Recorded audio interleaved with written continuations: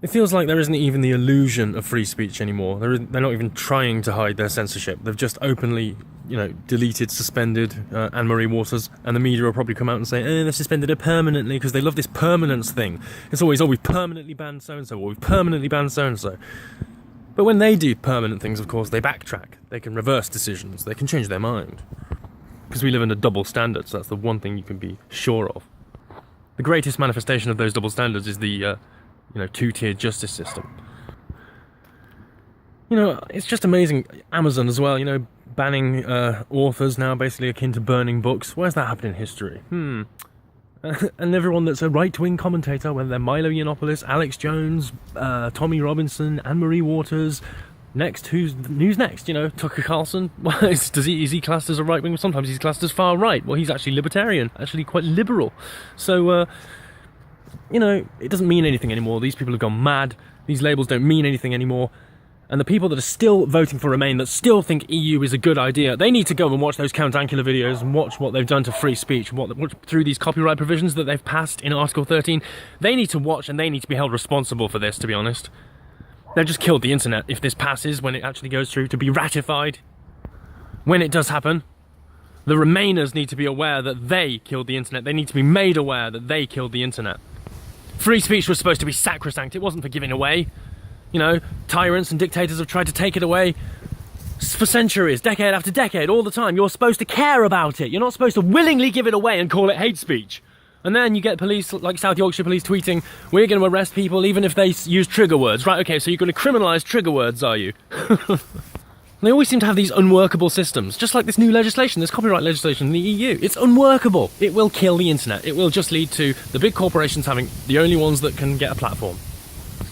Which some might say was the intent. That's certainly what the EU does with its protectionist policies. That's all they do. They strengthen the big corporations, crush the small competition. But that's liberal. Eddie Izzard told me so. And he made me laugh once, so I like him. So I listen to his opinions and believe him. That's what the average fucking pleb thinks. Oh, the mainstream media told me, so it must be true, mustn't it? I was bothering, because I care about this stupid shit. I was bothering watching an interview with Eminem, and he was talking about how he's been watching the news a lot, and, Trump must be wrong because the news is obviously right, isn't it, Slim Shady, yeah. Will the real Slim Shady get a fucking clue?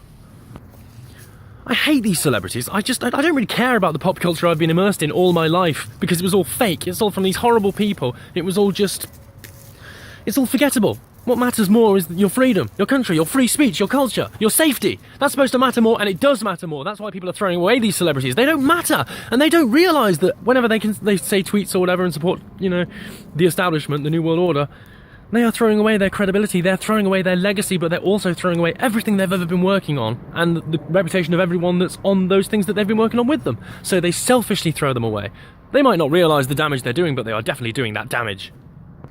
When you've got the left that want to punish the right so much, they criminalise ordinary speech and trigger words and start saying that they're illegal, etc. When you've got that that situation, then the counter reaction to that is going to be, well, we need to do something about these oppressive leftists.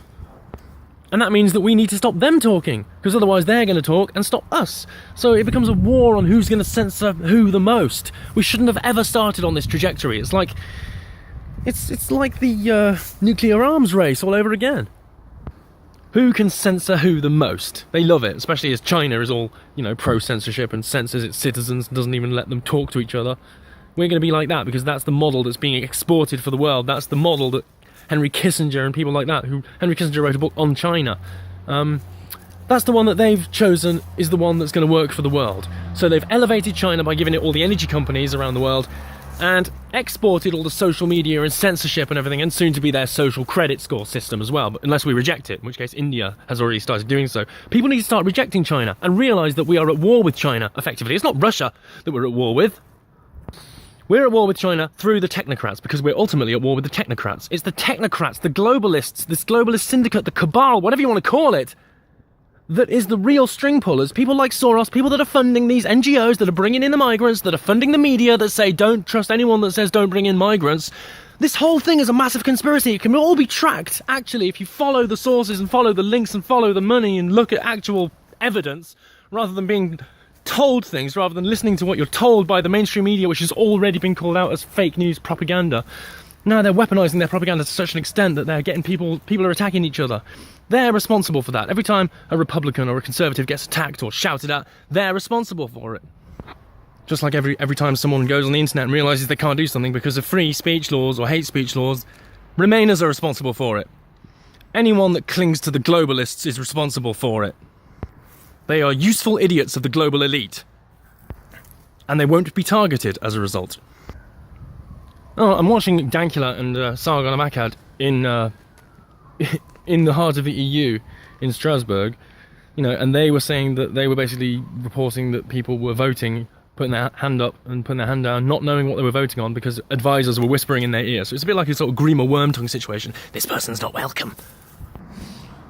And that's what Eddie Izzard thinks democracy is. That's what every celebrity thinks democracy is. That's what all the leftists think is democracy. Well, it's not. It's fascism, it's tyranny, it's oppression, it's centralisation, it's protectionism, it's an oligarchy, it's everything.